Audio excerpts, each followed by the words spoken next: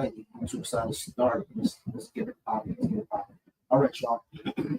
Y'all see the topic on the board. Y'all see the topic on the screen. Y'all see the topic on the board. Y'all see the topic on the screen. If you would like to discuss with me that topic, especially if you're a black person, if you want to talk to me about the topic on the board, go ahead and come on up and let me know what you think. Go ahead and come on up and let me know what you think so we can go ahead and talk about it. Especially if you're a black person and you want to talk about what's on the board, go ahead and come up and talk about it. Let's see what's on the screen. Y'all start liking a lot, start sharing, start sharing. Let's go ahead and have a good discussion. Let's go ahead and have a good discussion. Just a little bit here. Ooh. All right, y'all. If you want to talk about what I have on the board, go ahead and come on up. I would appreciate it.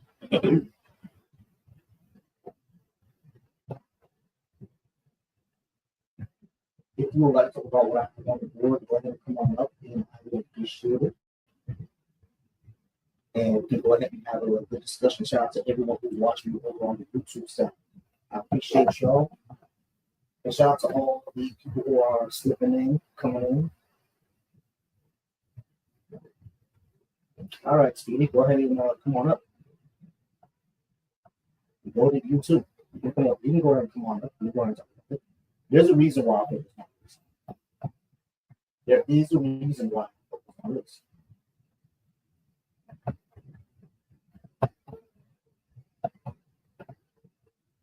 All right, good. Go ahead and really go it up to this stage.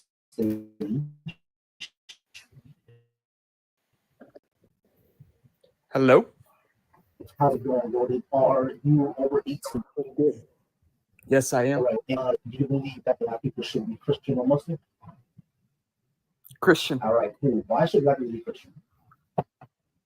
I think everyone should be Christian, not just black people, but the reason why is because Jesus has proved himself to be God in human form, and through his grace, if you believe, you could be saved. When did he do that? When did he do that? He did that in the 1st century.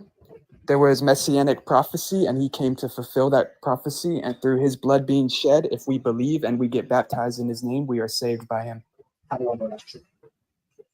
Because we have historical evidence, archaeological evidence, and we have writings from hundreds of years before Jesus was even born. 80,000 Greek manuscripts from the 1st century on to the 5th. Hold on. It's not your turn. Everyone gets 15 minutes, right? I'll get to you next round. I'll talk to you. All right. So when it comes to, we do have some historical references or some historical evidence that Jesus might have been the Word of God. That doesn't show that he walked on water or was even the Son of God. But based on just that, well, that's from the stories told by the eyewitnesses. But when you look at the other evidence and everything that's written, and you take that data, it would prove that the eyewitnesses are true based on the miracles that Jesus did. It doesn't. Because number one, when it comes to the entire prophecy thing, if you look into it, you'll see that Jesus didn't really fulfill any prophecy. I won't go down that road because I'm not very well versed in it. But the second thing that I disagree. If you make that claim, you have to be able to back it up. The second thing that I would say, excuse me, the second thing that I would say is that vague writings that someone made or fulfilled does not make them valid. For example, I can claim right now that there's going to be a hurricane that happens in 10 years. Hurricanes always happen. That doesn't make me a problem. I agree. Exactly. But so here's the thing. Can I rebuttal? When it comes to Jesus' so-called prophecy, we can call them prophecies, etc., etc. But when you actually read these stories, these are all just vague references to something that could happen to him. I disagree. Okay. Hey, brother, are you Muslim? No. So tell me a prophecy that specifically mentions that something that Jesus would do that anybody can't. Are you agnostic? I'm an atheist. Whoever's talking, do with your turn. It's Gordon's turn. Gordon is the one that's going to be speaking, and then it's Speedy, and then it's going to be me. All right. So when it comes to like prophecies and stuff like that, which one is specifically that Jesus fulfilled that can't be anybody else? So if you look at it, first off, I would like to say, do you know the messianic prophecies? Yeah, there are people who claim the one in Isaiah. There's folks that claim the ones in Daniel, etc., etc. Yeah, we have Isaiah, Daniel, Jeremiah, David. We have all these different examples, but a big thing you said that I would like to deny is you said vague and that anyone could do it. What it specifically brings up is very detailed and excruciating detail in that fact, where we could bring up little things like, first of all, born of a virgin. Who else was born of a virgin besides Jesus? Obviously, born in Bethlehem. Jesus was born in Bethlehem. We could bring up. There are a lot of people who are born in Bethlehem, and being born of a virgin, there's no evidence for this claim. Well, I'm not finished yet. I still have a lot more to say. Right, I know so you we have a can lot more to talk say, about. but let's go through each other. First, you said born of a virgin. Hold on. You said born of a virgin. That's a claim. We have no idea if that's true. There are 10 people who were born in Bethlehem too. So.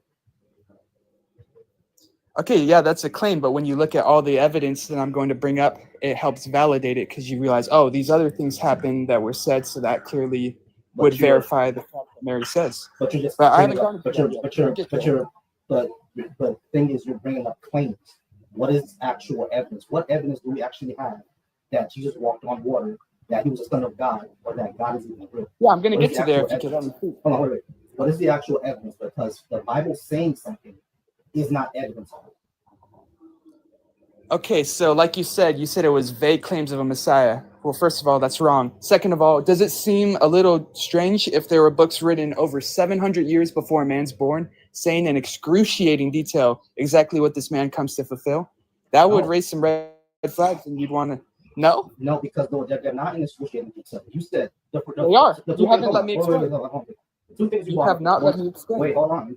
The two things you brought up were born of a virgin that we don't have evidence of, and then born of Bethlehem. What else? Okay, so we could bring up in David, it talks about how he was pierced from his hands and his feet, which crucifixion didn't exist in the time of David. This is before Roman occupation of Israel. So first of all, that's great detail of, well, why would it say that? Talking about people surrounding him, making fun of him, talking about how, oh, he could just save himself. Why, if he's God, why doesn't he? And then stealing his clothes and dividing them off and selling them. Those are all things that end up happening to Jesus. We could talk about in Isaiah. Because you said that crucifixion didn't exist before the Roman occupation, right? And what that references in David, yeah, sure, it seems like crucifixion, right? But that also happened to Spartacus. So was Spartacus the Messiah? Okay, do you want me to read you the verse because it's clearly depicting Jesus? Right. You can say that's depicting Jesus, but it also depicts Spartacus because what you just explained happened to Spartacus. I disagree. How does that? What happened to Spartacus? He got crucified, and his clothes were divided up by the Romans. When was he crucified? After the servile rebellion, Spartacus was crucified. This is about a few hundred years before Jesus. So Spartacus. So someone said in the chat the Romans after Jesus. The Romans crucified lots of people. Yes, but what I'm saying is this thing written in David is before the Romans occupied or had any power. This is hundreds of years before the Romans. I do understand that, but the thing is, like I said, that's a vague reference. That doesn't actually explain like it's not though, because David says that he talked to an angel and that he saw the Lord and that he kneeled down to the Lord. It is because people have their hands and feet pierced before crucifixion was a thing. No.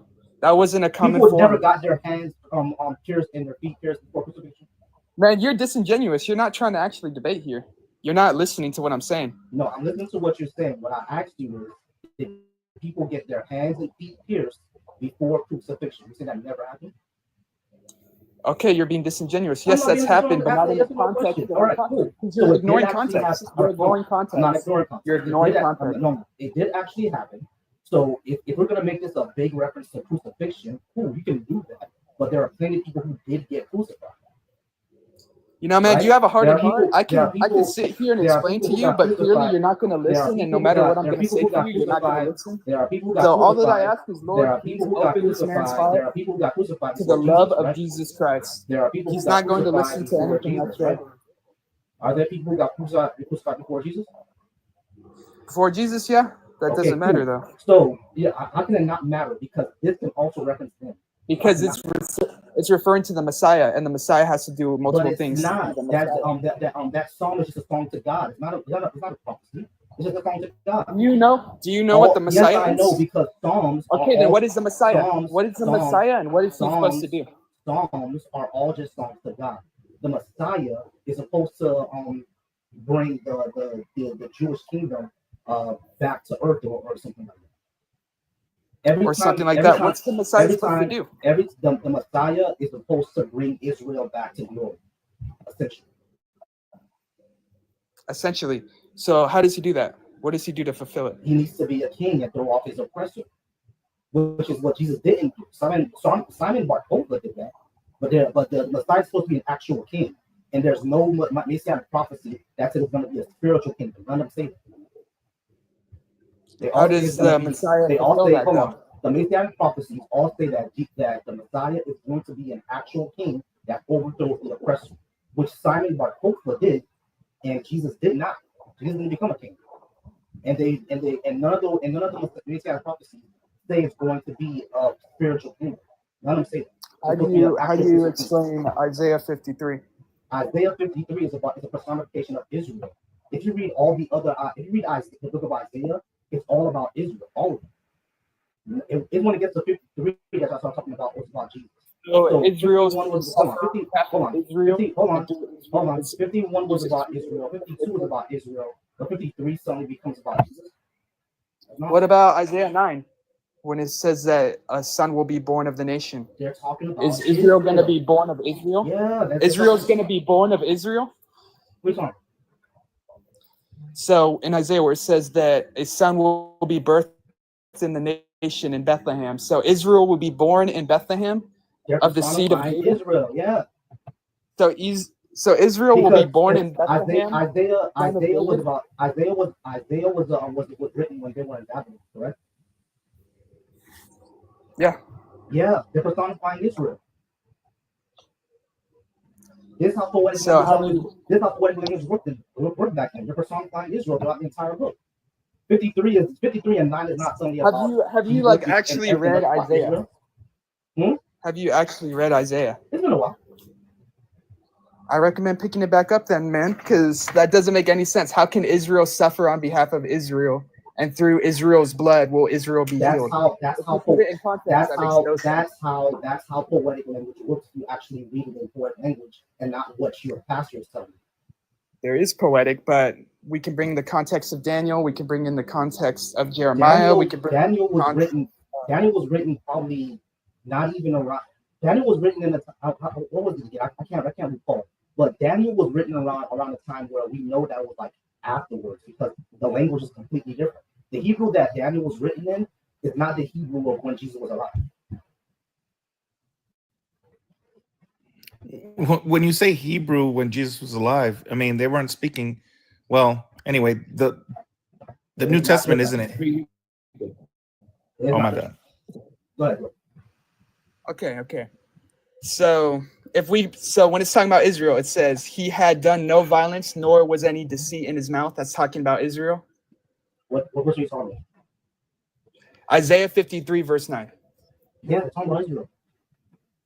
So Israel was pierced for our transgressions, and through Israel it was crushed through. The entire book of Isaiah is personifying Israel. Not about Jesus. It's all personifying Israel. Because they were in Babylon. So this was all prophet and poetic language. This was all prophet and poetic language to say that Israel is going to escape from Babylon. Now that actually did happen. Israel did get released from Babylon. That's all that book is talking about. The personifying Israel. Dude, even the rabbis at the time believed that was messianic prophecy talking about a Messiah to come. But now they came up saying, oh, it's actually talking about Israel. That makes no sense, man. Read the context of the verses and tell me that makes sense. Yeah, you can say, oh, it's prophetic prophecy, but it doesn't make sense. Yeah, it makes lots of sense, actually. So, okay, how can you explain that then? Like I said, they're personifying Israel. They're speaking about Israel like as a person. Like how you know how the Germans used to call Germany the fatherland?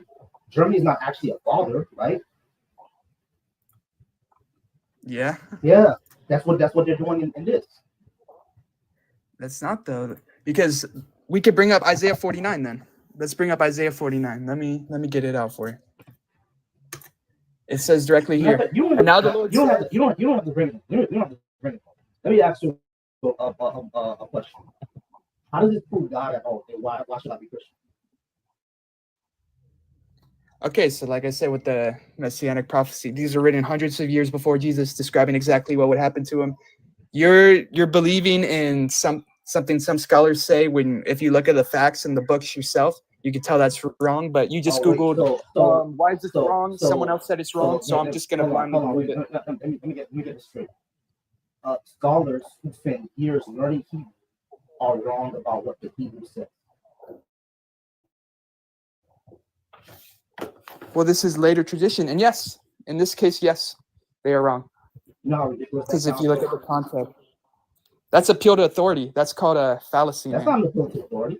You're appealing to authority. You're I'm saying not because they're a appealing to scholar. Hold on. I didn't say no. I didn't say that. I didn't say that. That's not what I said. Let me ask you a question. If you have Okay. a cardiovascular issue, are you going to talk to a roofer or a cardiovascular surgeon? Obviously, a cardiovascular surgeon. Exactly. So appeal to authority is appeal to a false authority. That's the Okay, one who well, actually you're has appealing information. to a certain scholar when the majority of scholars' consensus is that that's referring to a Messiah. Even non-secular scholars. No. You're taking the Jewish view, which is not even hold on, mainstreamed by scholars. do you follow Dan McClendon on this app? No, I do not. That's an actual biblical scholar, and I've spoken to other biblical scholars like in my personal circle. The consensus is that this is about Israel, not a messianic prophecy. Okay, then how come in Isaiah 49 it says that they will be born of a womb to bring back Israel to God? Hey, Catholic traditionalists, I'm not bringing you up. You're really a waste of time. I'm not. All right, what did you say? I said, then how do you explain in Isaiah 49 when it talks about them, a servant being born in the womb to bring Israel back to him, aka God?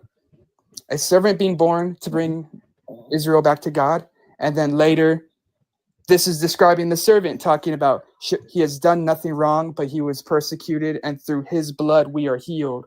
This is if you look at the context, it doesn't make sense if you fit Israel in there. You are going against previous verses to fill in what you wanted to say because you wanted to disprove the truth of God. Yeah, but you gotta go ahead and read the scholarship. You're appealing to authority again. You're saying just say what scholars authority say. is appeal to a false authority, not just anyone who wants to talk. Well, the real authority and the highest power is Jesus. All right, and the Father. All right, so the Holy Spirit. And God. Vague references in Isaiah do not prove Jesus. It's not vague. It's very. How is that vague? It's very. You have not read Isaiah if you think that's vague. Yeah, this is insane, dude. That's very, because all the thing is that what was that thing that you said that by he was innocent and he did nothing, and by blood we are healed, etc. etc. That sounds like MLK. Was MLK the Messiah? That does not sound like MLK. Yeah, it does. Yeah, it does. So MLK was killed for our problem? Was MLK a servant who was innocent and did nothing wrong, but he was killed? Okay, but that's not the context. Is MLK's blood what heals us? Is MLK's blood one that heals us? So okay, so that's what I'm talking about. Now you're bringing up another claim that can't be proven. How do you prove Jesus' blood heals us? How do you? Through the text. Big reference. Come on, bro. Like this is what I'm talking about. So it's not a big reference, bro. This is insane.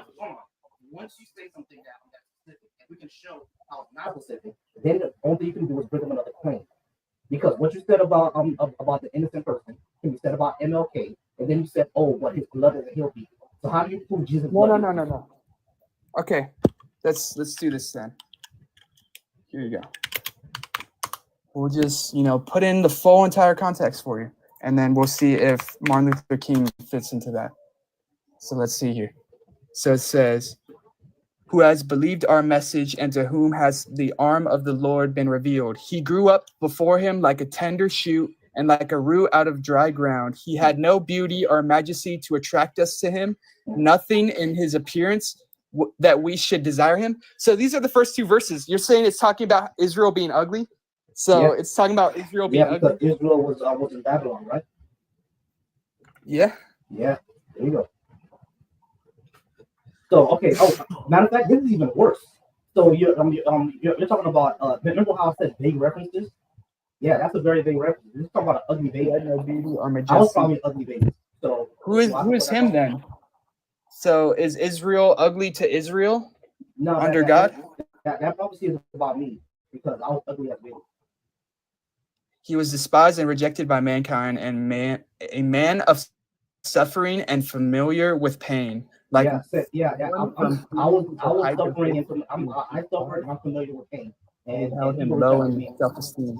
Surely he took up our pain and bore our suffering, and we considered him punished by God, taken by him, and afflicted. I suffered, people rejected me, and I'm familiar with pain. According to you, I fulfilled that promise. Not according to you. How does, dude? You're so disingenuous. This is crazy. I'm not. You just read that this person will be suffering, familiar with pain, and rejected by mankind. I suffered. I'm very familiar with pain, and I've been rejected before. I fulfill that prophecy. You see the problem? No, that doesn't make sense, dude. Of course it does. All right. I appreciate everybody being here. Next, we're going to have Hakeem. Hakeem, you are over on my YouTube. Go ahead and come back up if you're there on my YouTube, Hakeem. But excuse me. Oh man, sorry about that, y'all. Sorry about that, y'all. All right, y'all. Go ahead and keep liking the live, keep sharing, liking the live, keep sharing. We're gonna go ahead and move on to I Am 9. Ooh, excuse me. Yeah, I've been swallowing there. We're going to move on to I Am 9 and Cypher Day. I'm going to go ahead and move you up as well. I do appreciate y'all. Shout out to Mother of Prep. Mother of Prep, I do appreciate you being in the chat. In Bones, I appreciate you being in the chat. Hey, Hakeem, if you're still there watching and over on YouTube, go ahead and come on up. I appreciate you. Jam Bam, how's it going? I appreciate you being there. Y'all keep liking the live and keep sharing. Let's try to get to 5K likes, y'all. Appreciate that. Let's tap that screen. Let's get to 5K likes. I Am 9. How you doing? Are you a Christian or a Muslim and a black person? And do you believe I should be Christian or Muslim? I am a Christian. I'm not black, but I do think you should be Christian. Cool. Why?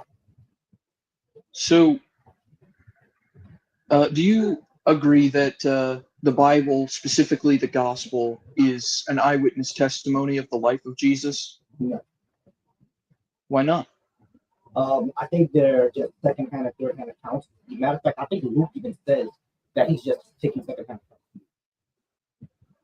Yeah, Luke spoke to the people who saw Jesus' life and ministry. Right, Matthew, Mark, and John were eyewitness. Matthew, Mark, and John were not. Even there, they were there. They wrote about what they saw. That's the definition of eyewitness. We have no idea who actually wrote Matthew, Mark, and John. Matter of fact, John. Yeah, we do. No, we don't. We don't know who wrote those. Matthew, Mark, and John wrote them. Yeah, we do. No, they didn't. They're completely anonymous. Any scholar will tell you that these are completely anonymous. Any amount of research that you'll find will tell you that Matthew, Mark, Luke, and John are the names the church gave to the doctors. We have no idea who wrote.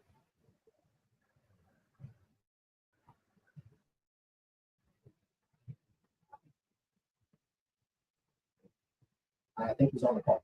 All right, y'all. I think he's on the call at the moment. Y'all go ahead and keep tapping that screen, y'all. Try to get me to 5K likes. Yeah.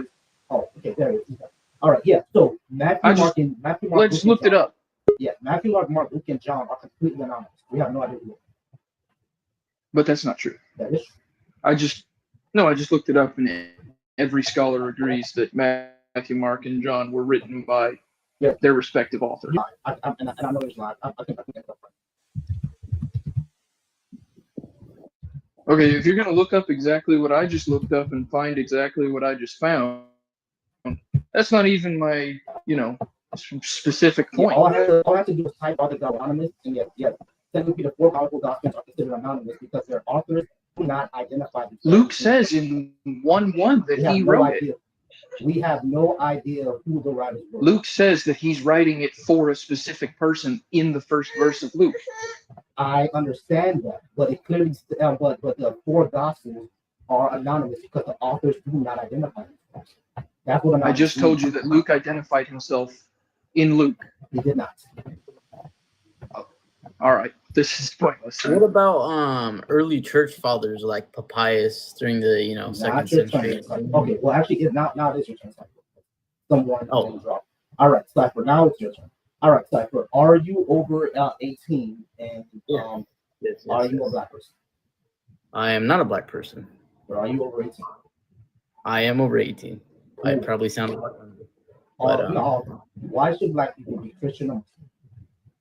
I mean, from my stance, you're allowed to choose whatever you like to choose. Now, if I want to argue for my religion, because even for my religion, which I'm Greek Orthodox, I was raised Greek Orthodox. You have the right to choose your own path. There's a time. It says so in the Bible. There's a time and a place when you can bring the Lord to the front of people. And you should respect their own decisions and stuff. I wanted to go back on the so in the Greek Orthodox Church, we do believe, the people who bear the names of the books, like Matthew. What books did you mention? Matthew, Mark, Luke, and John, right? Yeah, Yeah. In Greek Orthodox, we do believe they were written by Saint Matthew, Saint Mark, Saint Luke, and Saint John. There's no way to Saint show Matthew's. There's just no way to show that because they don't identify. In what sense? Say again. They do not identify themselves. They're completely anonymous. They do not identify themselves in those texts. They do not say, "My name is John and I'm writing this" in the first or however they said they used. Of course, back then they didn't use first century BC. Of course, they wouldn't do that. But whatever date that they counted that they used back then, they didn't write anything. So you're right. Gospels don't begin with the author's name. They weren't written like letters, where it says Paul, I, Paul. But the earliest Christians, regardless, in the early testimonies, who lived closest to the time of the apostles, like Papias, and Irenaeus. Do you know about those two guys? I've heard of them. They actually do identify them. So those are the guys who are leading the strongest evidence that they are authorship to those books. Sure, they may have had a ghostwriter. Well, they told the book, but it is their story. So therefore, they did technically write the book. So some guy says that these guys wrote it. You see the problem. There's historical evidence. Of what? We actually have, like I said, we have historical testimony about those quote unquote guys, which were Papias, where he said Matthew wrote in Hebrew and Mark recorded Peter's preachings. So, Papias? Yes, P-A-P-I-A-S.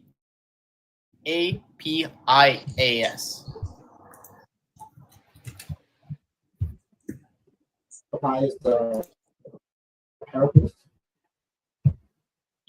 Yes. He's a Greek apostolic father. So the Greek Orthodox Church. Okay. You know about like the whole history. No, the Catholics. No, the Greeks. Yeah. It does have a part to do with the Trinity, in a sense that basically they didn't believe in like the Pope. They were like, no, one person should not have universal jurisdiction over all Christians. That doesn't make sense. Still respect him, but they're like, no, you're a man, and not that. Yeah, when it comes to Papias, it looks like there's, or Irenaeus, it looks like there's just a little bit more. It's a little bit more complicated than what you're saying. Yeah, no, there's a lot of you looked up Saint Irenaeus of Lyons. He's one of the most important church fathers of Christianity. Tradition tells us, right? I get that, but outside of church tradition, what actually do we have to know that Matthew, Mark, Luke, and John actually wrote Matthew, Mark, Luke, and John, and they eyewitness, Jesus walking on water, rising from the dead, and a whole bunch of zombies walk the streets like out in Matthew. So you're right. There is no, okay, to my knowledge at least, there's no outside eyewitness signature inside the Gospels. But historically, what we have is internal clues within inside that there's some out that suggest a Jewish Christian author wrote it was that they wrote it, which was Matthew in turns himself. But it does get a little wishy-washy outside of that. I don't have enough research outside of my own religion. I do have some, but like. So the question then becomes, if we can't conclusively show this to be true, well, okay, I understand that maybe we can't conclusively show it to be true. Can we somehow show this when it comes to Black people and our traditions that we had before Christianity? Why should we give? Well, you can't prove, we can't prove gospel authorship, but the way you prove like how math is working, well, we can show it's. I don't really think that's important actually. Yeah. But besides the authorship, let's say we can't prove it. Let's say we can't prove it. Whatever we can. All right. Maybe that doesn't matter, right? I think what most Christians say what authorship, the message and what Jesus did and him dying on the cross, that's the important part. Let's say the gospels are completely anonymous. If you purely some guy, just wrote it, you have no idea who he is. But what's in there, Jesus dying on the cross and dying for humanity, that's the important part, right? Yeah. Okay, cool. All right, so that's the important part. That's the meat and potatoes. The authorship doesn't really matter. The meat and potatoes is Jesus dying on the cross for humanity. Cool. So how do we show that's actually true? And if we can't show that's actually true, let's say we can't do that. Cool. Why should wait. How do we show that part is actually true? The actual story that's in the Bible. How do we show that? Which about Jesus dying?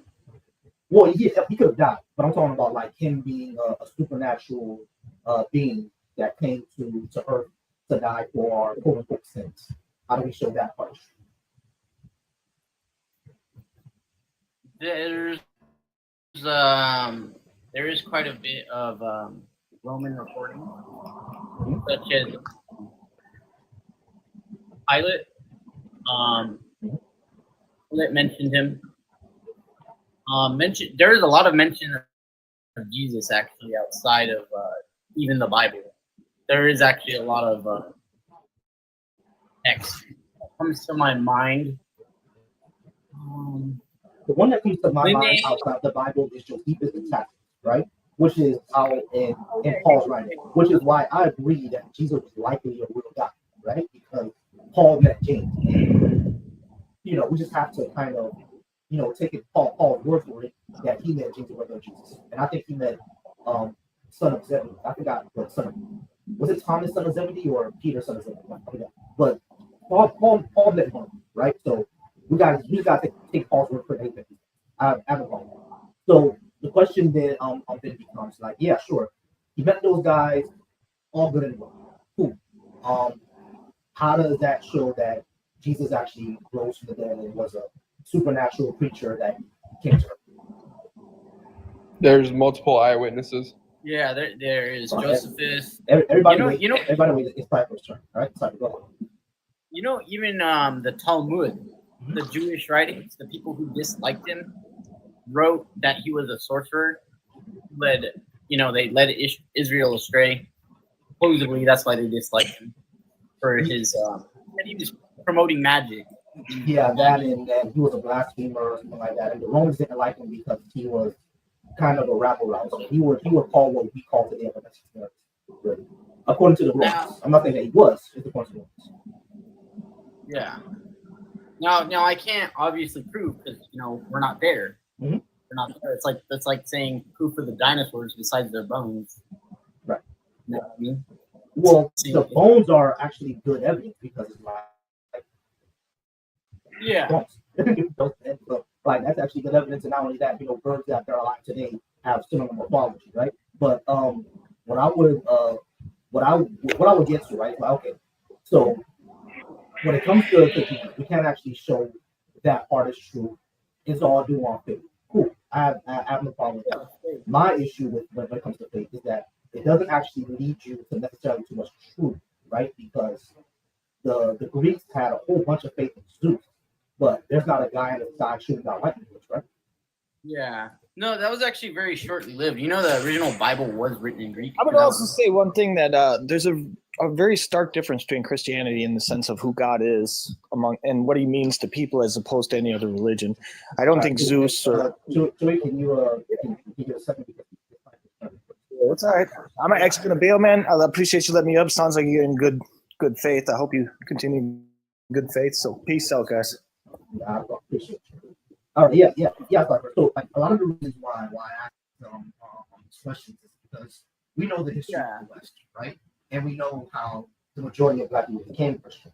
So that got me start to asking, what did we do before we met these other people, and what did we do before we had this religion? We have something completely different, right? So why is it that we should give up our spiritual and cultural heritage for this one that's foreign? You see what I'm saying? I know for you, this is the truth, and et cetera, et cetera, et cetera. But still, for us, why should that be accepted? Hold on. Are you asking everybody or? That's the whole thing. Oh, got you. I apologize. That's the whole thing about the. No, you're good, man. That's the whole thing about the religion, man. Is it's not. I don't have to make you believe at all. Like, it's your decision, believe in it or not. It's for you to accept it. That's literally what the Bible tells you. It's for you to accept it. It's like you can, that's why. Right. All right, give me a second, just 1 second. All right, everybody who is watching me on my YouTube, I do appreciate you. If you want to come up and talk to me about the subject, go ahead and hit that request. That request button is in the description, and I'll put it into the comments below. If you want to give me a second, I'm going to put it into the comments below. If you would like to come up and talk to me about the subject, I appreciate everyone who's talking to me now. All right, Cypher, I do really appreciate you, but I'm going to go ahead and before I cut you off, one cool thing about in African before colonization, they actually did believe in a supreme creator, and they honored their ancestors to use rituals to connect with the divine, but they still believed in a one supreme creator. Yeah, of course. Over in West Africa for the Yoruba, it was Oludumare. For West African Vodun, it was something else. Yeah. And in the Congo, it was Conga. It was a whole bunch of different ones.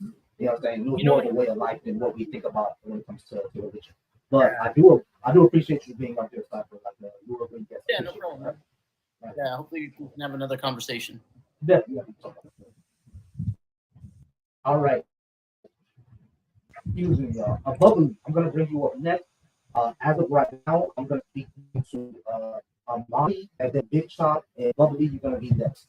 All right, y'all. I do appreciate everyone who is up here. Please go ahead and keep liking the live. Let's go ahead and get us up to 5K. Mother of Prep, I appreciate you being here. Deep Alpha, I appreciate you being here. Let's go ahead and get up. Yeah, give me one. Let's go ahead and get us up to 5K over on my YouTube. If you would like to come up and speak, it's in the chat. Go ahead and click on that link, and you can go ahead and come on up, and we'll speak right after I get to my people over here on TikTok. So it's Ahmadi first, and then Big Chop, and then Bubbly next. Bubbly, I'm gonna put you on mute for 1 second because your background is a little loud, right? All right, Ahmadi, how's it going? Are you over 18? And why do you think Black people should be Christian only? Okay. I was a little confused there. My name is actually Anna. It's Anna, Anna. Oh, Anna. I'm sorry, I said Ahmadi. Yeah. I do apologize. I didn't think I All right, Anna. was like, dang, you skipping me? Okay, so first of all, I want to start off by saying I am no theologian. I'm no Berean. I am just somebody who recommitted their life to Christ within the past year. And so if you can meet me at the level that I'm at right now for this argument, that would be great. So just wanted to start with that.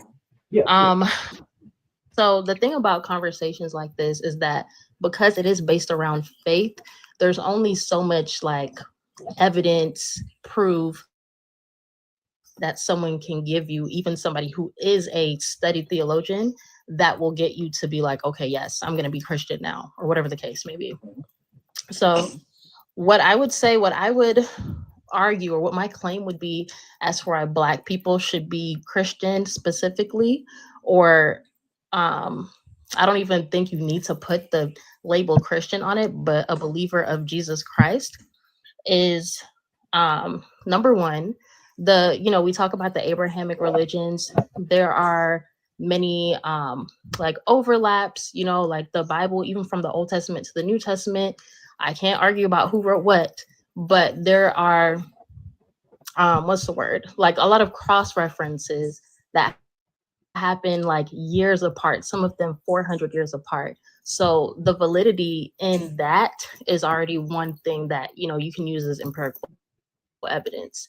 But what I would argue is the effects that you can see in your own life. So as somebody who has recently recommitted my life to Christ, and then even studies from actual doctors, neuroscientists show that having a faith like this, where you believe in a God that's actually guiding you, with you, all of that, it actually helps your psychological well-being, your physical well-being as well. So there's that. But overall, what I would say is, because it is faith, and the Bible actually says, blessed are those who believe and have not seen me, it does just depend on not having seen Jesus for yourself, not seeing him raise up out of the tomb, and still believing. And with that belief, with that faith, just having that confidence that you do have salvation. Can you take? You can. That's the point of And hold on, let me ask my question. And you can also take something off faith and also be right. correct. Okay. Mhm. Doesn't that make faith a point flip? Okay. Yeah. Yeah. What's So your point? my point is that if you were to hop into your car and you have to flip a coin to know if it's gonna start or not, would you rely on that part? That's a little bit of a different question, because there are multiple things that you could use to build your faith, use to build your faith in that car. And so even though faith, right, even hold on, even though faith, right, I just wanna get to where I'm trying to get to. My point is that faith is not reliable. You know what I'm saying? yeah, and I get your argument there. What I'm saying is, faith isn't, just because it does require some hope, it doesn't have to be baseless. And I would actually argue that faith in these other deities, like you're talking about, like maybe like like the African spirituality, like the Ifa, stuff like that, though they don't have as much history and evidence as like the Bible. The Bible dates back. Okay, so tell me about that thing, because I don't know much about that. The reason why that's incorrect is because those old African traditions and religion, they existed thousands of years before Abraham was even born. Like, for example, the God of Christianity, Judaism, and Islam are all the God of Abraham, right? So thousands of years before Abraham was born, Africans were doing whatever they were doing. Thousands of years before Abraham was born, Hinduism was already established as a major religion Okay, and how do we know that? We know that because we can actually date when Abraham was born, at least around when he was born, and we know when he started within the industrialization because they wrote it down. Okay, so we can date it back. So when it Okay, comes to when was around what time was Abraham born, and around what time I was think Hindu around practice? I think Abraham was born around, if I'm not mistaken, 2500 BCE, and Hinduism goes back to at least 4 to 5,000 BCE, including the Egyptian. Okay. The Egyptian religion predates Abraham and Moses and all of them by thousands. You see what I'm saying? So there were already all these established religions all around. What makes them wrong and the Bible right? Because Okay, so what about before Abraham? Because Abraham was not the first person to exist on the earth. he was not the first person to exist on the earth, of course, but before Abraham, there were all these other religions. Abraham was the one who came up with what we have, the major religions today. And what do you mean by came up with? Basically, he said that he was promised, this entire land or whatever. Basically, Christianity, Islam, and Judaism come from Abraham. You know what I'm saying? So, like, before he was even born, there were already religions established. Okay, so the reason why they're called Abrahamic religions was because it's of the belief that Abraham's children are like basically the source of like Christianity, Islam, like Ishmael is probably the lineage where Islam comes from, and Isaac, of course, being like Judaism, which then transitioned into Christianity after Jesus Christ came onto the earth. But with that being said, Abraham is not the beginning of God, right? So if you do believe in the Bible, which this story is in the Bible, so you believing this to be true has to be based on believing in the Bible. And if you do, then you know that there were generations that existed way before Abraham. And so there's no way to, so that's not, so you can't really date the existence of God based on Abraham, since he was not the first person to believe in God and follow God. No, the beginning. I understand. We can't date the existence of that to Abraham, right? But we can date the existence of Yahweh to around that time. So God Yahweh, like is the Israelite, storm and war, right? So we can date him to around. Okay. So going back to your original question, why should Black people be Christian or Muslim? Like Cypher said, he wasn't Black, but that's okay. He's still correct. Is that it is up to you, right? The purpose of free will and loving God is that if you forced somebody to love you, then it's not really love, right? No, and so I the understand. reason why I'm trying to answer your question because I don't think I have yet. The reason why we have free will is so that we can willingly choose God, and therefore it's a genuine love, right? So you have that choice. You don't have to. But if I'm going to give you my like if I'm going to try to move you as to why you should, it's going to be just like the overall benefits that it has for your life and the promise of salvation, which again you can only believe. I want to get to that. Everything that you said that you benefit from. Can you do that without believing in God? You can practice things that are found in someone who actually practices, not just somebody who claims to be Christian, but somebody who actually has a real relationship with God. You can maybe practice the same things, but not quite. I mean, you see what's the word, testimonials all the time of people who were in other spiritualities. Maybe they were Muslim, or maybe they did some type of like African spirituality. Maybe they, subscribe to like the crystals and astrology, stuff like that.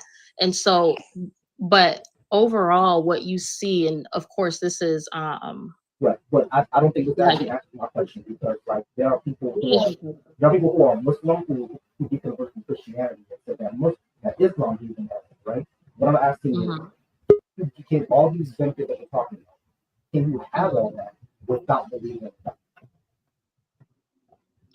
You can have maybe some type of peace and clarity, but you don't have the promise of salvation. You don't know for sure. You don't know for sure. When it comes to salvation, how do we know that quote unquote promise is actually real? That's what I'm saying. As a Christian, because you have full faith and no doubt, then yes, you know for sure that your salvation is going to I mean your salvation is secure. Why is As if your some salvation if you why is your salvation correct, but the Islam salvation is That's not what I was necessarily saying. That's a whole nother argument within itself. What I'm saying is because I am a believer in Christ, I am very confident that at the end of all of this that we see in front of us, that scene, when the unseen begins, the world is over, that I know that I will be in the company of Jesus Christ. I will be in the company of the Lord. However, Wait, that is I understand that. my But faith and conviction. wait, I understand that. I understand. My question is, how do you know that's actually true? Because people of other religions say the exact same thing you're saying. Why are you That's right? that's But what I am hold on, wait, saying hold on, though. wait, It's wait, not wait. about Hold on, knowing wait, that hold on. what I believe is true. Anna, give me one second. Give me a second. You're Christian for a reason. You chose that one for a reason. You're not going to convert to Islam just because they think theirs are true, right? Correct. Okay, so that means that you chose this one because you think this one is right. By thinking this one is right, automatically the others are wrong. And I'm asking you, why are you right but they're wrong? You both have the same evidence or honor. That's kind of my point though. And that's why I say conversations like this can be very futile because it does come down to having faith. I have a very strong faith and belief in Jesus, and that's why I'm very confident. Am I going to therefore say that somebody who's Muslim is going to hell? No, because I don't know what's going to happen in their life. I don't know what their relationship with God is going to transform for them. And so all I can do is pray. And so, I mean, again, faith is about like literally having belief and trust in the promises of God. And in order to have that faith, you have to believe in the Bible. So it's very hard to convince somebody. Like I said, look, But you at the understood my beginning of this, point. I said I But am you no did, theologian. right? I'm not a Berean. I I'm got not you. a teacher. But hold on. Yeah, But you did understand my point on how faith is unreliable when you find the truth, right? I get that. Yeah. So if it's completely unreliable, why would we put it in stock? Because it's like That's at what I'm the end of the saying. day, Wait, you don't have to do that, but that's what I'm doing. I'm not saying I I'm had not. a question for you though. What do you believe? My question isn't should or shouldn't. My question isn't have or have to. My question is why should. Because for example, if someone were to tell me for one thing I believe, right? I believe in universal health care. Everyone should get universal health care. And when someone asked me why should I believe it, I said the evidence shows that when you have universal health care, you have a healthier society, you have people who are less stressed out, you have people who are healthier physically, and not only that, it shows in methods that we can all show that society improves our health whenever we have universal health care. These are all the evidence that shows so, right? But so when I say, why should I believe in this thing, and you say I don't have to, that doesn't really answer the question. I'm not saying why, what makes this one true? Why should I believe that? And if you say, oh, it's just about faith, not really reliable.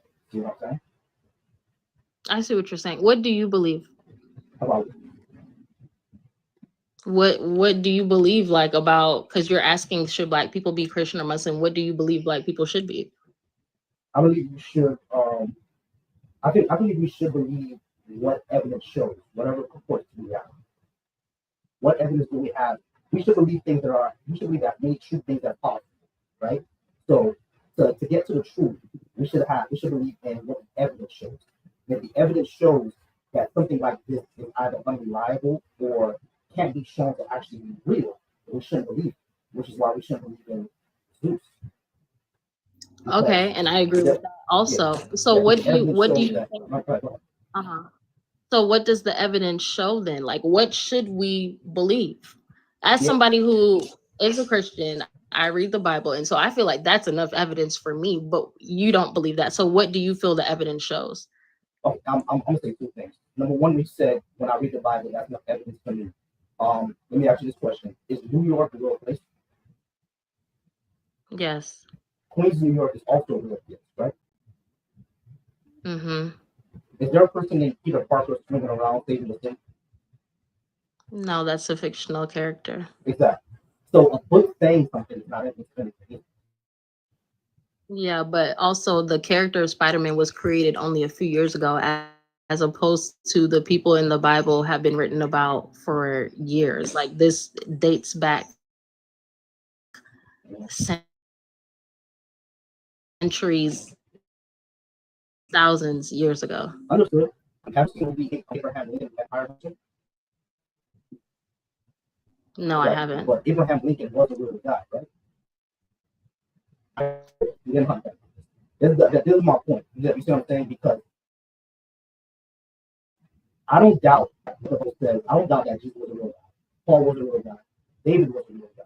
Or Solomon was a real guy. Even Elijah and Gad and Daniel, all these, Shadrach, Meshach, and Abednego, they were all probably real guys. The stories around them are not necessarily true. Now, the second question you asked is, what does the evidence show to be true? As far as we see, the supernatural has no evidence behind it, right?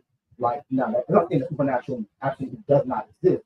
Maybe we can detect it one day, but until that time comes, there's no reason to believe that it's supernatural. Because, like, for example, there is nothing on this planet that we've discovered about our universe.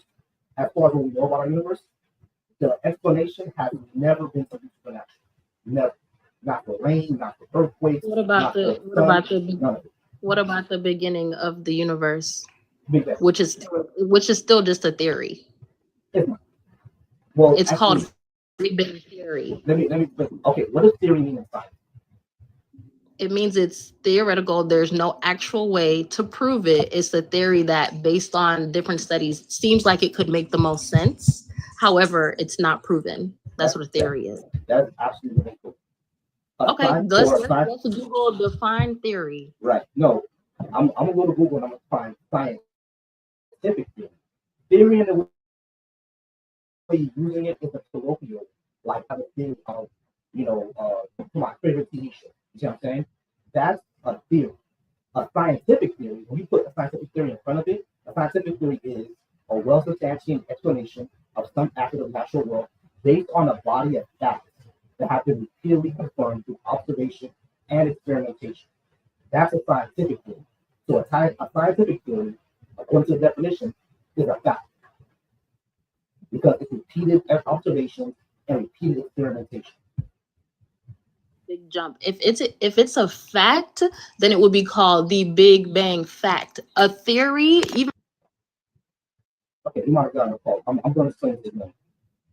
There's a difference between a theory that we Sorry, I was looking at the definition of theory. I get you. I heard everything that you said. All right. So whether it's a theory, hold on. No, I want to respond to what you said. I want to respond to what you said. No, you're not responding. I want to respond to what you said. Whether it's a theory or a scientific theory. I'm going to explain this again.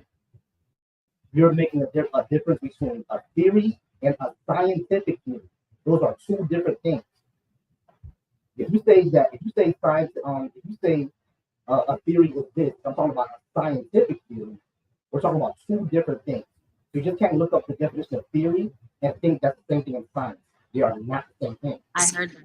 I heard you say that. So scientific theory. What does that mean?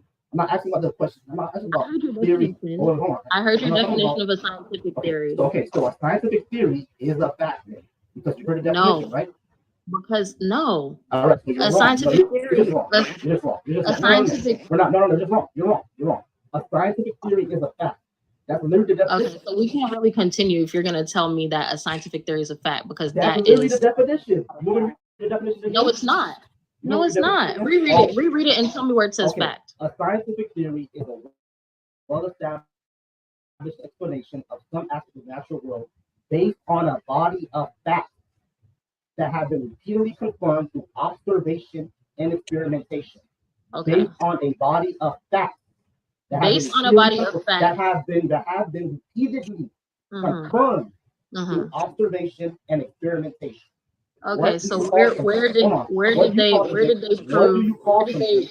What do you call something that has been confirmed? What do you call it? Where did they confirm the Big Bang theory? Where did they recreate it? They confirmed it in CERN. You know what CERN?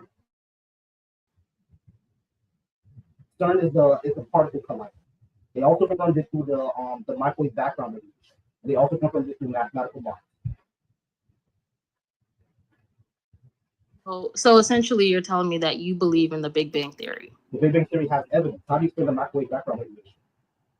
Okay, so with that, then, what exactly? Tell me what the Big Bang Theory is. 'Cause How do you explain the hop into microwave? Google, How do you explain the every microwave background I don't radiation? know about that. I'm not a scientist. Every time Okay. I hop into Google, neither are you. Every time I hop into Google, it kind of cuts off my mic. So can you Google for me Big Bang Theory and tell me what it says?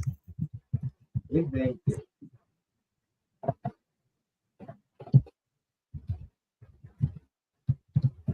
Yeah, we will. This is just for everybody. When we swipe out, the app is going to cut off your mic. Just to let y'all know. All right, the Big Bang Theory is a prevailing scientific model explaining the origin, starting with a hot bit singularity that rapidly expanded, cooled, and evolved into the cosmos we see today.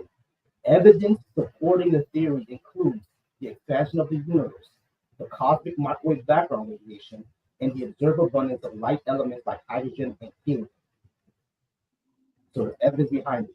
So elements like hydrogen and helium, the cosmic microwave background radiation, and the expansion of the universe. When we look out into the universe with telescopes, we see it expanding everywhere. Mm-hmm. We wouldn't be able. We wouldn't see that if the Big Bang Theory was incorrect. If the Big Bang Theory was incorrect, then you would have to explain why the universe is expanding. Why do we have microwave background radiation? Okay, so my question is, in order for all of that to happen, all of those things have to exist, right? So where did those things come from? There has to be some type of origin for anything. Yeah, the origin was a hot state that we can't really explain what it was. Right. So we still can't explain the origin of the beginning of the world, which is the point. And the whole thing is Big Bang Theory. How does that make it true that a God exists? That wasn't even we can't explain the origin of the hot state, right? We have no idea where it came from. We don't know because our physics breaks down at that point. But how does that show God? Mm-hmm. That's my point, though. We don't know how everything was created. So just as much as I can't tell you scientifically exactly how the world was created, how all those things, well, you can't tell me the origin of those things. There's no way to prove something like that because none of us existed. Everything is a theory. What you can either believe in the Bible or you can believe in scientists that have allegedly proved this Big Bang Theory to be a fact. Okay, so how do you explain the microwave background radiation? You're asking me that. I don't know what that is. So I don't know what that is. So what is? Why would you say allegedly? Because that actually proves it. I'm saying allegedly because you can't tell me where those things even came from in order for the Big Bang to happen. So hold on, I can't explain. Hold on, so I'm not an astrophysicist cosmologist, so I can't explain something that makes it wrong. Oh, that is a great question. So just because I can't explain something that makes it wrong? No, just because you can't explain something that doesn't make it wrong. I didn't say that. I'm asking you that question. Okay. So what I said was that I don't even remember what I said was that you claim something to be true without evidence doesn't make it true. I'm saying that I have evidence for what I'm saying, and I gave you evidence. I mean, you never really quite told me like what you believe exactly, though, because at the end of the day, about what? Because I believe things about society, about men, about women. We're talking. Your question is why should Black people be Christian or Muslim? So obviously, we're talking about your belief in a supreme power, a God, right? And so in that context, okay, so you don't believe God exists, and what is your reason for believing that? Because there's no evidence. The same reason I don't believe in a God is the same reason you don't believe in Santa. What? Or I shouldn't say Santa. The reason why I don't believe in a God is the same reason why you don't believe there's a pink dragon that exists inside the myth of Mexico. Yeah, I'm glad you took back Santa Claus, because if that's the example we want to use, there for kids, there is evidence of Santa Claus. We just all know it's not true. Anywho, yeah, that proves my point. There is no evidence of Santa Claus actually. Their parents who lie to their kids and say that Santa Claus actually is present with stories. That's not evidence. There are stories of Santa Claus, not evidence. Right. But using that same argument that you would use to tell me that that's evidence that God doesn't exist is the same way that I can say that the Big Bang Theory is also just a theory. Because as a child, what they have as their facts is there's presents here that weren't here before. My parents told me that they didn't get it. Those are facts that they have, right? And so they would conclude that Santa Claus exists. Yeah, So and as they grow up, they see that the holes in those they see the holes in them, right? So as we grow up and we look and we read the Bible, we see that there's holes in it. For example, in the beginning where it talks about Adam and Eve, we know there's a big hole in that because two people can't create new. two people can create what? Two people cannot procreate the entire planet. Yeah, that's not how that works. That's not Exactly. what the Bible says So happened. Adam and Eve is wrong. That's not what what? Okay, you're just kind of saying stuff. That's not even No, what I'm the not. Bible says. Hold on. Adam Eve and not in Eve, Genesis? Adam and Eve. We know for sure that they had 3 kids, and then obviously they probably had more that the Bible does not mention. Some things you Yeah, just have exactly. So two right. people cannot And procreate then the so entire Adam, planet because you have to have incest. And incest is a good way to get rid of an entire species. maybe today, but we No, don't know always. what the condition of the. We don't know what the you weren't there with Adam and Eve, so you don't know. As We it don't know what the exists. That's condition. the thing. It didn't exist. You said they didn't It exist. didn't exist. There's Yeah, that's zero the thing. evidence.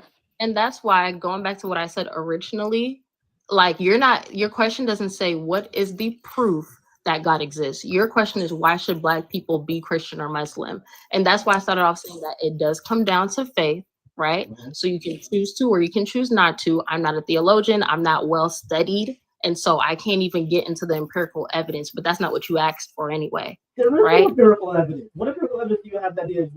And that's not what you asked for anyway. What you Okay, asked so what's the empirical evidence? why should I Cool. just said Yeah, I so can't all right. listen. Okay, so I'll when I say why should people believe something or be something, I'm asking for empirical evidence.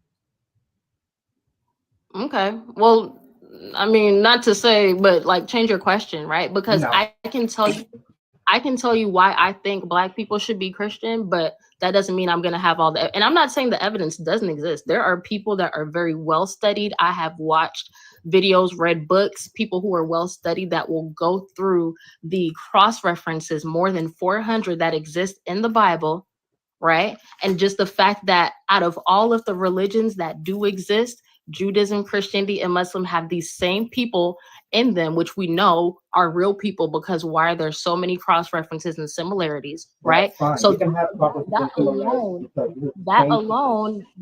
alone gives it some validity, right? And then everything, and that's what I know. And that's what. Hold on, can I finish my thought really quick? Can I finish my thought? No, I understand. Okay, so when you don't, because okay, so when it comes to the Bible cross referencing each other, that's fine. I don't really care about that. That does not show that the actual stories are true, because Marvel comics cross reference each other all the time. That does not mean that Captain America is a real guy. Okay. Anyway, well, this was great. I am gonna log off now. Honestly, even though you don't believe, I genuinely, the Bible itself says that God is not slow in fulfilling his promises because he's like being lazy. It's because he wants everybody to come. All right. I appreciate everybody being up here. I don't see a picture anymore. You guys are wonderful. Go ahead and get up to 10K likes. Okay, Arthur, over on my YouTube. Be patient because we are in a queue. All right. So Arthur is right there over on my YouTube. You're gonna just be patient with me. I do appreciate you all being here. There. All right, Arthur. Can you go and talk to the mic to make sure everybody can hear you?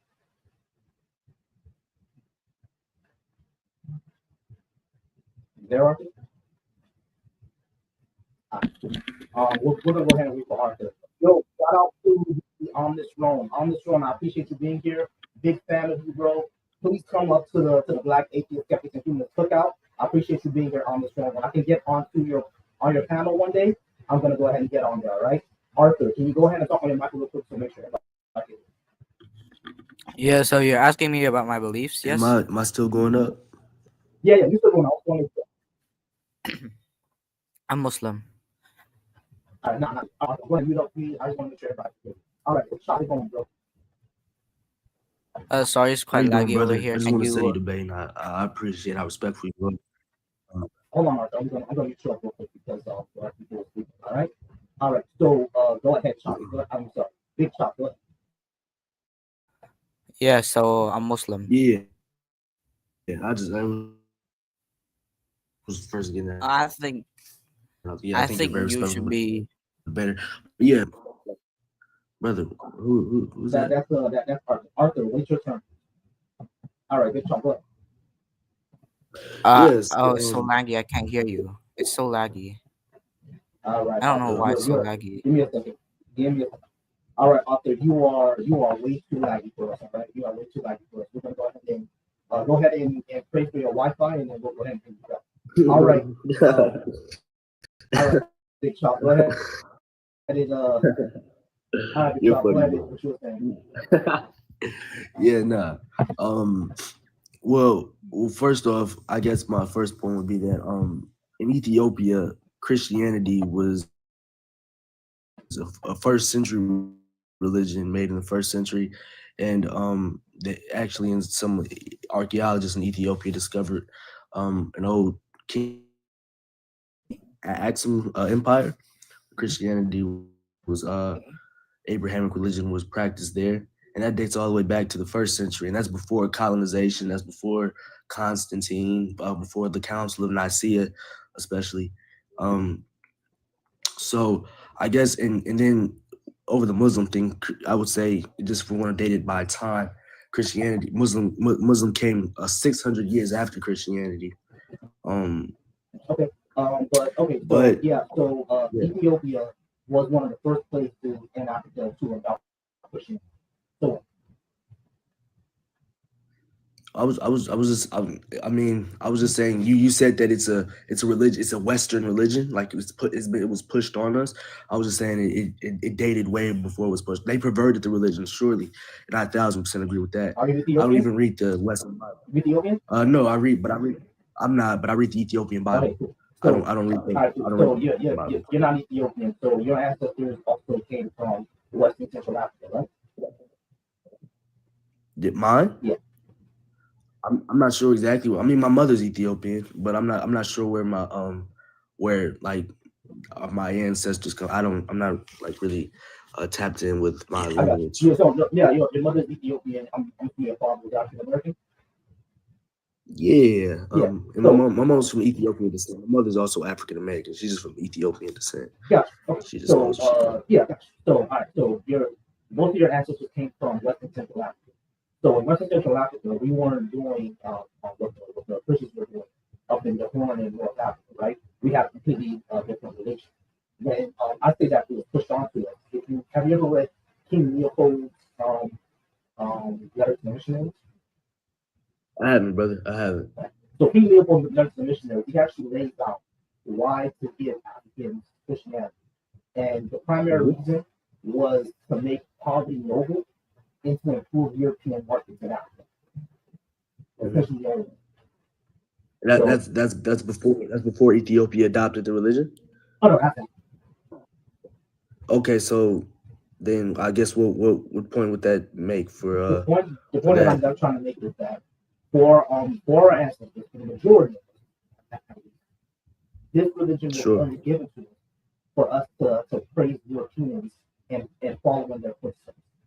And Well, sure. Well, I would argue it would be ignorant. It would be ignorant to follow the Western Bible and the Western version of Christianity when it's obviously very perverted. There's 27 books of the Bible that's missing from the Bible that most people have in the Western religion that was pushed on us, and Gotcha. the Okay, 27 so we books. should all be. Gotcha. So we should all be. Okay, gotcha. Go ahead. So we should all be Ethiopian Orthodox. We should all be. I'm not saying that, but I guess I would say that actually let me stand on that. I would say that Christianity is, if any religion is true, I would say that Christianity would be the most reliable religion. The Why? Ethiopian, at least, has the most historical context, the most historically accurate, and we have the most evidence of that of Christianity. We don't. We don't. Yeah, I mean, So what? I mean, the thing is about the Bible, right? The Bible does mention historical things, right? Like for example, the kingdom of Israel. That was an actual real thing. King David most likely was real. I'm actually 99% sure that King David was real. His person Saul was a real guy. All the kings after him and Judah and all that were actual real places. And I'm pretty even sure that Elijah and Samuel were real guys, right? Does that mean that they have superpowers? I'm not saying that, but why look to the Bible for historical evidence of the Bible? I wouldn't really do that. I would say that Josephus and Tacitus writing the Roman writings of Yeshua's before they changed the name, but Yeshua's view of the 300 people, that's a historical thing that happened that people wrote about. Josephus and Tacitus mentioned it in the Roman, and they were known for keeping historical evidence. So I would argue that Josephus and Tacitus did write that people believe in Jesus being the Christ and being a real person, right? So those are things that we have outside of that, right? And so I have no issue with Jesus being a real guy, right? The issue is, how do we know he actually had power? Yeshua, I would say that the history would speak for itself. There's been many people that have came down and claimed to be a savior, a son of this, that, and the third, and the one that stuck was Yeshua's life. So and like I said before, like I mean, can you at least, because I have put Here's the thing though. Here's the thing that I would say, like, so what though? So what that Jesus was the one that stuck around long. I was about to explain. Because it is the people that cite that said that they saw Yeshua alive before, I mean after he died. That is a real thing that happened that people wrote about, and I haven't pulled up on my, I can't but yeah, I understand that people wrote that they saw Yeshua after he died. Right? People also wrote that they saw. People have also written that they saw Elvis after he died. That where Elvis is still actually alive, right? 300 they were amongst 300 people when they saw Elvis. I mean, over 300 people when they saw Elvis. Because here's the thing about it. It's either a mass hallucination. Hold on. Okay. The thing is, that's hearsay. We have no idea that's true. For example, let me tell you something about remember in high school when we all had to read the Odyssey and the Iliad? Have you ever read those? I know where you're going with this, but I would say that I would respond. In the Odyssey, right? In the Odyssey and in the Iliad, both of them write that Zeus, like thousands of soldiers, saw Zeus come down from the heavens and intervene in the battle. So you believe in Zeus? Do you believe in the book of the Odyssey? What? No, hold on. Okay, all right. So in the Odyssey and the Iliad, they speak about the battle of Troy, which was a real battle that took place. We know that Greece and Troy went to war, right? That was a real thing. In the Odyssey and the Iliad, also says that Zeus came down from the heavens and thousands of soldiers, of Greek soldiers, and Trojan soldiers saw Zeus come down from the heavens in the battle, right? That says so. The Odyssey and the Iliad shouldn't be that. Typically, that thousands of people saw Zeus just because the Odyssey. To believe in the Odyssey would be like to read if you give a mouse a cookie and believe the Odyssey is a work of fiction, and it's published as a work of fiction by a fiction writer. The Odyssey was historical fiction. Homer was an actual world of Sure, it's historical fiction, but he treated it as historical fiction. The Bible was taken from a whole bunch of scrolls compiled together, to be treated as historical facts. So I mean, come on. I understand that both of them are taking that, but that doesn't mean that the Bible that it is true, right? It doesn't mean that the Bible is true just because people take that historical fact. Because people also quote the Iliad as historical fact as well. Yeah, but the thing about it is that like I said, the Book of Odyssey is a work of fiction. And hold on, let me finish, right? I had forgot what I was about to say. The hearsay thing. Can you prove what evidence do you have that Alexander the Great was a real person that existed? We have We have actual contemporary writings of him. The Egyptians wrote of him. That's history. We have actual historical writings from the Egyptians, from the Persians as well, from the Greeks, from Greek historians. We actually have pictures of him written, drawn of him of that time as well. We have the pictures of him going into India, like the Indians actually wrote about him, saying that there was Greeks that came to the land. We have coins of him, like coinage. Yeah, you said the Indian. You talking about Indian drawings, right? Right. The Indians actually wrote about. Hold on. That's exactly what I'm. Well, when Alexander was invading India, the Indian kingdoms actually wrote about him. So we know that he was a real person. So the Indians wrote about him, the Egyptians wrote about him. We have coins about him, and we have actual busts and pictures from that time, and actual historians from that time. Because Alexander took historians with him to his battle. So Greek historians actually were writing about what was going on while it was going on. Right. And Homer, for example, do you believe that? What evidence do you have? The point that I'm trying to get at is that when you're talking about something that happened that long ago, all you can go off is based off of writings, but you do that with a lot of historical figures. And for example, right, like you agreed that Yeshua was a real person that existed and walked the earth. So we're not debating that. We're debating the accuracy of what they said happened. But if you're going to throw away if you're not going to believe that Yeshua did the things that people wrote about with the 300 sightings after he resurrected, supposedly, allegedly, then why believe he existed at all? Because it's some of the same people writing about the same two things. They're not, because we don't have any other 300 people at all. We just have a book that's different. We don't know much. But the second thing I would say is that we actually have someone who met his brother, which is Paul. Paul actually said, Paul actually wrote that he met James and brother Jesus. So we actually have to just go off Paul.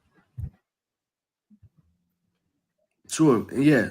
You said we can only go off of Paul of what that Yeshua existed. Yeah. We have Paul, and we have people like Josephus and Tacitus who wrote about people talking about Jesus, because I think Josephus was born. I think Josephus was born like a few years after Jesus died, but like he grew up hearing about Jesus. So like after what about Josephus writing about the quote unquote like mass hysteria that people experienced through the Christian thing? Because Josephus didn't believe in he wasn't a Christian. Yeah. So what was he writing about? He was writing about when he wrote that about the mass hysteria? Yeah, he was just writing about what people were doing. Like, yeah, it was mass hysteria. No, he wrote about mass hysteria surrounding Yeshua's resurrection. No, that's not what he said. He mentioned mass hysteria. He said there was mass hysteria in Judea. Like, he didn't say that he was resurrected and there was mass hysteria because of it. So what do you think the mass hysteria was surrounding then? Come on, brother. What was it surrounding? What do you think the mass hysteria he was referencing was talking about? I mean, come on. Because what was the mass hysteria stating that he existed? We know that he existed. Was the mass hysteria stating that he was crucified? We know that he was crucified. So the mass hysteria the mass hysteria was them talking about that they saw him walk after he was dead. No, what was the mass hysteria talking about? What was the mass hysteria talking? I would have to read Josephus' writings again, but like just because Josephus wrote that there was mass hysteria in Judea, that doesn't mean that he actually rose from the dead. That's mean there's mass hysteria. There was mass hysteria around Nero. Have you ever heard of Nero? Of course, I heard of Nero. Yeah. So you heard about Nero being rumored to be resurrected as well. No, I didn't hear about that. Yeah, Nero was rumored to be resurrected as well, and there was mass hysteria around that. And historians actually wrote that. So does that mean that Nero resurrected? So did they say that he resurrected or that he would return after his death? They said that he resurrected after his death. I'm not finding and there was mass hysteria around his resurrection. So does that mean that what I see is that Roman emperor committed suicide and people, and however there appears to have been a belief among the segments of populace that his death had happened under unclear circumstances and that he will return after his death. Nobody says they saw that they saw him resurrect. They thought he would come back. Yeah, Nobody says they saw him resurrect. This yeah, is there were Wikipedia, actually, brother. I know there were actually people who there was actually like a movement, like an army that was gonna try to overthrow Rome because they thought that they thought that to return Nero to the throne. I can't find that anywhere. I just literally looked. I can't find that anywhere. I don't know where you're getting that from. All right, cool. I All right, I apologize. yeah, not a problem, but we're What's out of up? time, and I appreciate you being up here. All right? Oh man, you talked to the girl for so long. I know, but I gotta put everybody on 15 minutes to get here. So I gotta go ahead and cut it off. But I do appreciate you. I got you. I appreciate the conversation, brother. Thank you so much. All right, y'all. I am at 12K likes. I do appreciate y'all putting me at 12K likes. You guys are amazing. Y'all are wonderful. We're gonna go ahead and keep the show rolling. If you are over on my YouTube and you would like to go ahead and speak with me, go ahead and hit that join button. It's in the description in the box. All right, y'all. I have more guests, but I'm not sure if I'm gonna go ahead and try to get to everyone. What's his name? Tori Kill. Yeah, Tori Kill. All right, Tori Kill. You may be my last guest on this time. All right. All right. So, Bubbly. That's your name. All right, Bubbly. How's it going, Bubbly? Are you over 18, and do you believe Black people should be Christian or Muslim? Hello, can you hear me? Yeah, I can hear you. Can you hear me? I can hear you. Oh, no. So, I am Muslim, and I am 29. That hit triple decades. Um, but so just throwing off some weird Muslim. I am Muslim, right? So some weird Muslim facts. The reason why I don't believe Black people should be Christian is for very similar reasons why you brought up, King Leopold and whatnot. I do believe that Christianity was used as an appeasement, spiritual appeasement, a poor man's, noble goal and whatnot. However, there is a beauty in the ascetic lifestyle of, forsaking a lot of the physical material world and trying to look and beyond that, right?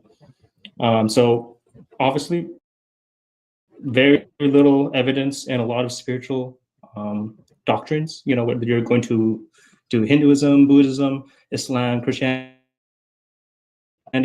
the evidence is pretty low, pretty low. But in certain, they do mention little bits of science that at the time science did not know about, right? And some small things where it's if the Quran says they have very small things here and there. Really shouldn't be taking this as a point of argument, right? But the knowledge of the science itself speaks volumes, even if it's not evidence of God, right? The specific science that two that I can bring at top of my mind is the fly. Where because back in the day, if a fly gets on you, spoil the food, you're shit out of luck for the month, right? Oops, excuse my language. But in Islam, they said if a fly goes into your drink, make sure to dip it in both sides, and it will counteract certain levels of it, right? To answer it, sorry, I'm also reading the comments. Who be Christian or Muslim? I when I first started listening to it, I didn't really think you were going to imperial evidence, so my argument is a little bit different. I could definitely touch base on that and maybe try throwing some evidence if you have any questions to kind of pinpoint it. Yeah, sure. Okay, but so I hear this from I hear this from Muslims a lot, right, that all the scientific claims in Islam. Now, I had a Christian up here, I think a day or two ago, that said the exact same thing. There's a whole bunch of scientific evidence within the Bible. So you guys are kind of both saying the same thing. and you're both giving big references to like verses or surahs to your holy books, right? Which one of those would be like? Who would have to decide?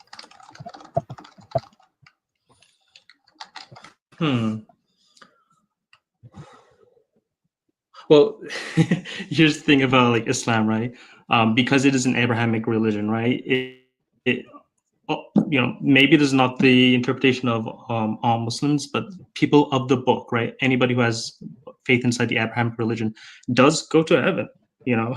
At the end of the day, at the end of the punishment, at the end of the repentance stage, quote unquote, of heaven/hell, right? You do end up in one of those, right? Anybody who believes in those books, right? That's actually something that, like, I view as a little bit more humane than what Christianity says. Because anyone who doesn't believe in Jesus is going to go to hell. At least within Islam, Jews and Christians are going to go to heaven, but it's just the rest of us that are damned to hell. Right? Now, I actually do have a problem with hell. I'm not too sure how the Islamic hell works. If I'm not a Muslim Christian or a Jewish person, and I'm just not a believer, will I still go to hell when it comes to Islam? At this point in time, if you have no knowledge of Islam, you will not go to hell. But if you have the knowledge of it, that is the point of your action of not believing in Islam when it has been shown to you in the full expanse of it, right? If someone just gives you like a sliver of it and you don't believe in it, you have not known it, right? So there's like that whole like, oh, I told you the name. If you don't believe in it, you're doomed, right? That's not how it works inside the outreach perspective. But if you're given the whole range, you see the beauty, you see the flaws and imperfections of the traditions, the history, and the people, right? And you still accept it, that's where you can find it. If you decide not to do it, that is considered shirk and non-believing in God. And at that point, yeah, you do. You don't achieve heaven. So, like, you just being on here telling me about Islam. If I actually do it into studying, I'm like, oh no, this is crap. That's what I want to know. When you do the full expanse of your study, yes. Okay, gotcha. Let me not say you go to hell then. God will decide at the judgment day. I don't want to be the judge, jury, and executioner. That's actually a little bit more fair. I ain't gonna lie to you. I'll give them that. Yeah, I'll give the Muslims that. That's actually a little bit more fair. Yeah, I mean, if Allah says that, well, you studied it, you just didn't see any reason to believe it, but you want a bad guy, so here's heaven. Yeah, that's a little bit more fair. Like, I ain't gonna lie. Like, I'll give you that. That's a little bit more fair. All right. So there's beauty in agnosticism, like in that regard. yeah, I'll give you that. That's a little bit more fair. Give me 1 second. Remember, you might like them up. Yeah, Karma. Karma, come back tomorrow. Okay, Karma, come back tomorrow. Because I'm not. I have to go to sleep soon. All right, come back tomorrow. All right. So Jeff says stop giving him anything that I can compatible with the United States. Well, there's only one reason why it's not compatible. I wouldn't say that. Like here's what I believe. I'm a leftist, right? So I believe anybody you should believe anything that you want if you're not gonna harm anybody. Now I think I don't think Islam is true or anything like that. I think Christianity is true. I don't want to ban any religion. That's not how I am. But here's what I would say. All right. So when it comes to us as a people or as Black people, we were doing something else before Islam came along, especially in Africa, right? So yes, Abyssinia was the first to accept. Yeah, exactly. And now you can't even say that you're Somalian and not Muslim, right? Because basically every Somalian is Muslim. The thing is, we have other things going on before Islam came about. So my issue is it's not just Islam itself, but also Christianity. But my issue with Islam is that a lot of times you have to give up a lot of your race, from what I can see, a lot of spiritual heritage that we have. You know what I'm saying? Because we will go to Africa and see tribes that have, lots of spiritual history and spiritual heritage, and they will burn their idols or burn their because they turn to Islam. You know what I'm saying? And I just don't like I don't like that. I see that as very, very harmful. Because we're I missing a agree. lot of our history when you know what I'm saying? Yeah, no, absolutely. There's a lot of culture and history with the traditions that people will follow. I personally am of the belief that there is a spiritual realm that we, are not aware of, right? Um, how empirical evidence, once again, is not what I have on in that regard, right? Okay. But there's that belief, right? And there's doubt in it, right? There's a lot of things out there, right? And a lot of those things have reached out to human beings in one form or the other, right? Those aren't God, though, right? God is even beyond the spiritual realm, in my opinion, right? He's beyond time and space, right? If you have clairvoyance, you have, clairvoyance, omnipotence, you're beyond time and space. Why would you even be like a spirit on this realm, I mean, It's like, here's the thing that I think about space and time, because space and time is all we know of reality.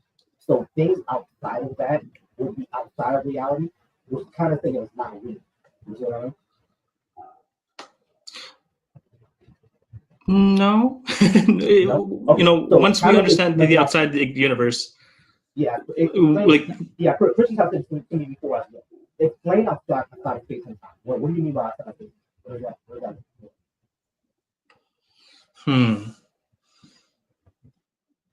Dang, you know what? Well, I'm gonna have to take a pause on that one. okay, yeah, no, I'm sorry. Yeah.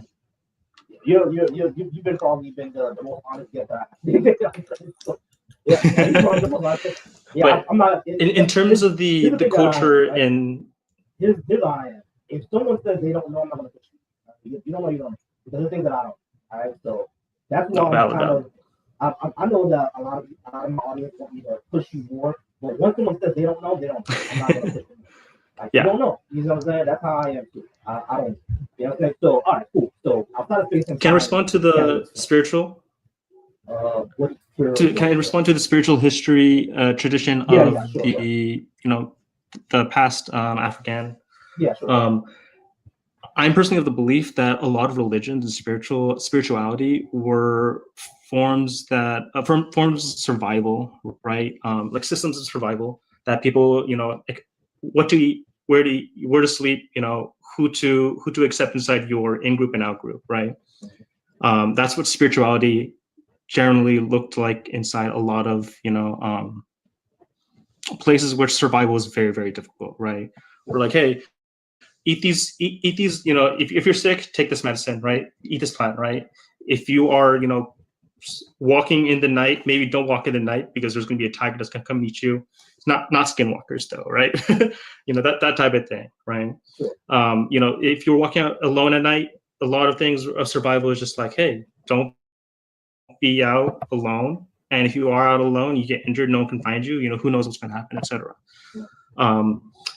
We have gone to the point of we are past the level of survival in which a lot of religion kind of seems like common sense or nonsensical at all, right? Or people are like, well, why should I not go to war and then have God's might be upon myself, right?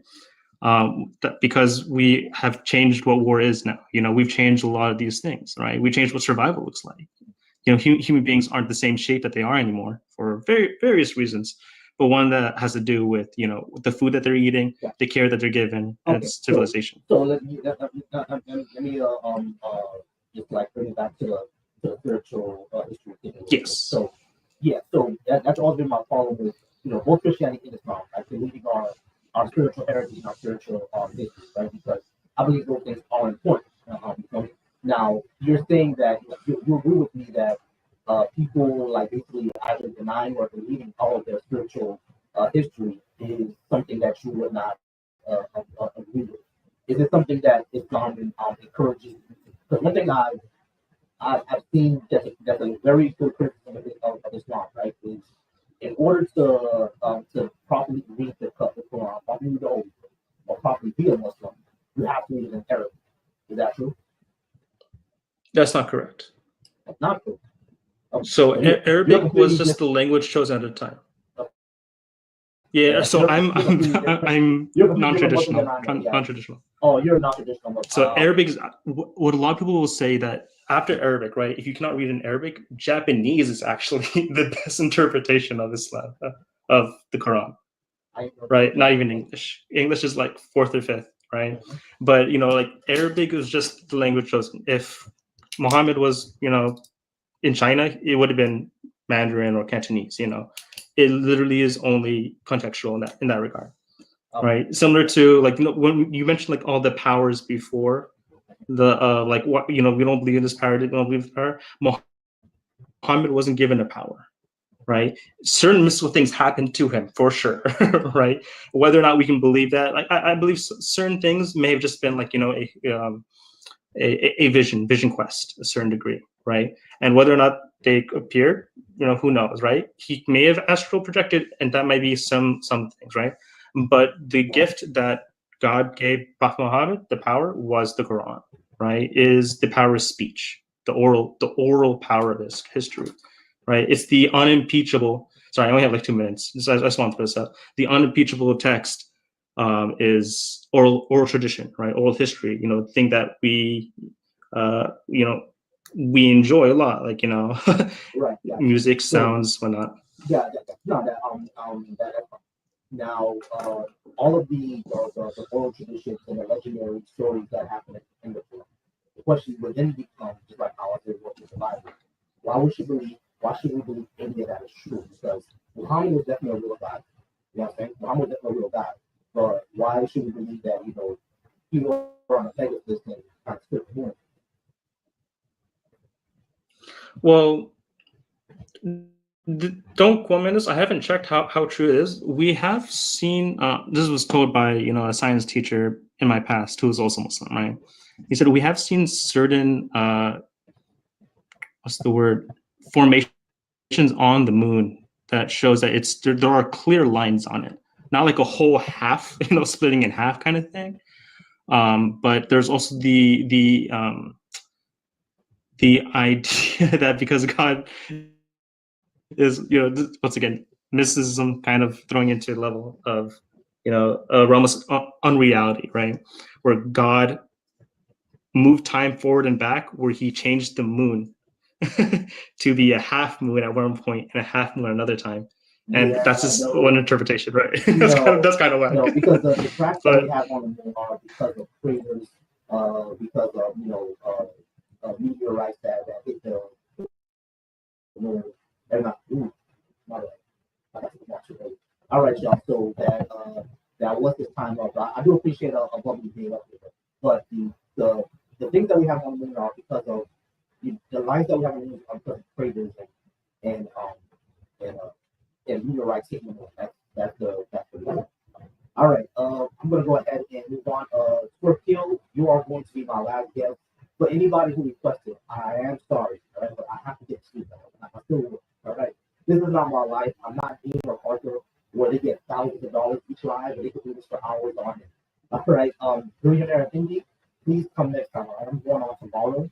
I was only supposed to be on for an hour and a half, and my wife is gonna kill me. So I gotta make Corey kill my last guest because my wife's gonna kill me. I ain't getting nothing tonight. All right, so we're gonna go ahead and move on, guys. Before we get out of here in the last 15 minutes, let's go ahead and get me to 15K likes. I will appreciate if we can go ahead and get to 15K likes. During that indie, please come tomorrow and we'll go ahead and talk. I appreciate that. Appreciate that. All right. So Hill. Hey, how you doing, man? I'm all right now. I'm going to put 15 once more. Okay. Hey, hold up. Sure. I didn't even realize that I was on cue. I really didn't. I'm just listening. I've been coming here for a couple nights now, man. I didn't realize I was on cue. I'm just listening. So let me bow out and maybe Karma or somebody, because I'm just enjoying listening. That's all. I'm sorry. Oh, okay. I thought you were going to be the guest. And my phone died. Maybe one. Let me see if I can. One else in my guest. If not, then I'm going to go ahead and probably get it off here. Appreciate you being up here. Man, have a good night. Safe week. All right, guys. And I don't know how to take myself off either. All right, guys. I appreciate you being here, guys. It gets like 30 days over here. Oh, look at those hearts. Here's a little heart crown. Oh, good. Whoever sent me that, I appreciate you. Thank you so much for the little heart crown. I gotta do my get some gifts. I'm gonna set up those gifts next time. I'm gonna set up the gift goal next time. All right. So I appreciate you all being here. I'm gonna see you all tomorrow night. Please tell my wife to forgive me for being on here for 2 hours instead of an hour and a half. Yeah, bro. She ain't gonna be happy. She ain't gonna be happy. It's y'all fault. You know what I mean? It's all y'all fault. Y'all keep coming up. Y'all keep giving all these arguments. I'm gonna blame it on y'all. All right, it's all y'all fault. And she's gonna be mad at me tonight. All right. But I'm gonna go ahead and get out of here. Dave. Oh, she's fucking. All right, guys. I'm gonna go ahead and get out of here. I do appreciate y'all. I do love y'all. Remember, everybody, be nice to each other. Even if you do not believe, whether you believe, whether you don't believe, we all live on one world. All right, we all live on one world, so that means we all have to be nice. All right, we all have to be kind to each other, be happy, be assertive, be kind, be open minded. All right, I appreciate y'all.